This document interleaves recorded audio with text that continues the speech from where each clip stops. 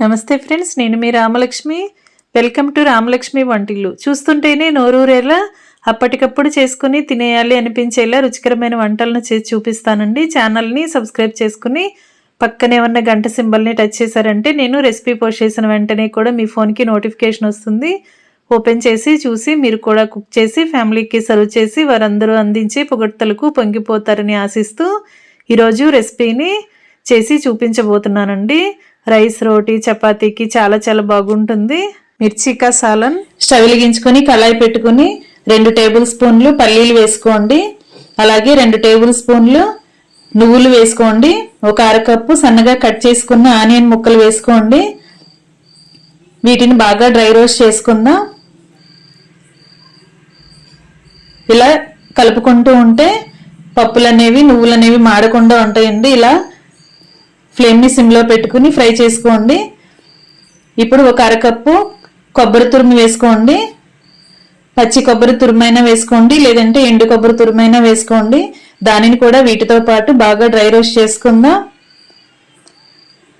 ఇలా కొంతసేపు ఫ్రై చేసిన తర్వాత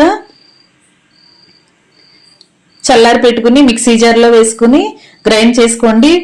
గ్రేవీ మాత్రం బాగా మెత్తగా నలగాలండి. ఇదంతా కూడా ఇలా మెత్తగా గ్రైండ్ చేసుకున్న పేస్ట్ని పక్కన పెట్టుకుందాం. ఇప్పుడు కుకింగ్ స్టార్ట్ చేద్దాం. స్టవ్ వెలిగించుకుని కళాయి పెట్టుకుని 2 టేబుల్ స్పూన్లు ఆయిల్ వేసుకోండి. ఆయిల్ కాగిన తర్వాత 1 టేబుల్ స్పూన్ జీలకర్ర, 1/2 టేబుల్ స్పూన్ మెంతులు వేసుకోండి. ఇవి బాగా ఫ్రై అయిన తర్వాత 2 టేబుల్ స్పూన్లు కారం వేసుకోండి.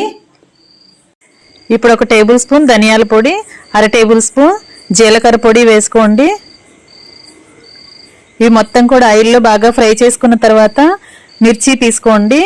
నాటు పచ్చిమిర్చి అయితే లోపల ఉన్న గింజలన్నీ కూడా తీసేసుకోండి.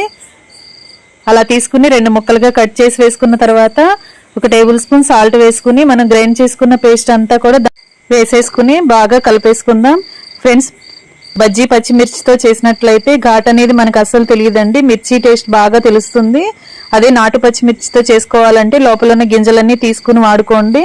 ఇప్పుడు 1 టేబుల్ స్పూన్ అల్లం వెల్లుల్లి పేస్ట్ వేసుకుని అదంతా కూడా కలిసే వరకు బాగా కలిపేసుకోవాలి. ఇలా ఉడుకుతున్నప్పుడు ఆయిల్ మొత్తం కూడా పైకి రిలీజ్ అవుతుంది కదా. ఫ్లేమ్ని సిమ్లో పెట్టుకుని గరిటెతో ఎప్పటికప్పుడు కలుపుకుంటూ ఉండండి. అప్పుడే అడుగు మాడకుండా గ్రేవీకి టేస్ట్ అనేది బాగా వస్తుంది. ఇలా ఆయిల్ రిలీజ్ అయిన తర్వాత తగినన్ని వాటర్ పోసుకోండి. ఇప్పుడు 1 టేబుల్ స్పూన్ గరం మసాలా కూడా వేసుకుని అదంతా కూడా గ్రేవీలో కలిసే వరకు బాగా కలిపేసుకోవాలి. ఇలా ఒకసారి మొత్తం కలుపుకున్న తర్వాత మూత పెట్టుకుని గ్రేవీ చిక్కపడేంత వరకు ఉడికించుకుందాం. కొంతసేపు ఉడికిన తర్వాత మూత తీసుకుని చూసుకున్నట్లయితే గ్రేవీ చిక్కబడుతుంది. ఇప్పుడు 2 టేబుల్ స్పూన్లు చింతపండు పులుసు వేసుకోండి. మసాలా పేస్ట్ గ్రైండ్ చేసిన జార్లోనే కొంచెం చింతపండును కూడా గ్రైండ్ చేసుకుని అది 2 టేబుల్ స్పూన్లు పులుసు వేసుకోండి.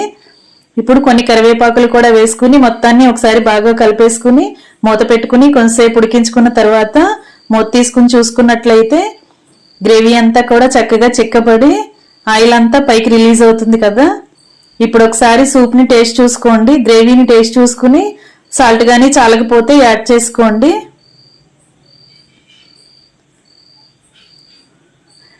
ఫ్రెండ్స్, నా ఛానల్ని ఫస్ట్ టైం వాచ్ చేసిన వారైతే సబ్స్క్రైబ్ చేసుకుని పక్కనే ఉన్న బెల్ ఐకాన్ని కూడా యాక్టివేట్ చేయండి. నేను పెట్టబోయే రెసిపీస్ అన్నీ కూడా మీ ఫోన్కి నోటిఫికేషన్కి వస్తాయి. ఏ రోజు రెసిపీ ఆ రోజు ఓపెన్ చేసి చూడొచ్చు. మీరు నాటు పచ్చిమిర్చి వాడాలి అనుకుంటే లోపల గింజలన్నీ తీసేసుకుని కర్రీలో యూజ్ చేసుకోండి. లేదంటే బజ్జీ వేసుకునే పచ్చిమిర్చితో కూడా ఈ గ్రేవీని ప్రిపేర్ చేసుకోవచ్చండి. ఇది రైస్కి, చపాతీకి, అలాగే వెజిటబుల్ పలావ్కి చాలా టేస్టీగా ఉంటుందండి. ఖచ్చితంగా ట్రై చేసి చూడండి. అలాగే జీరా రైస్ కానీ బిర్యానీలకి కానీ చాలా బాగుంటుంది. ఇంకా రెడీ అయిపోయింది. స్టవ్ ఆఫ్ చేసేసుకుని సర్వింగ్ ప్లేట్లోకి సర్వ్ చేసుకోవటమే. ఎంతో టేస్టీగా ఉండే మిర్చి కా సాలన్ రెడీ అయిపోయింది. మీ అందరికీ కూడా నచ్చుతుందండి. ఒకసారి ట్రై చేసి చూడండి. Thanks for watching. నేను మీ రామలక్ష్మి.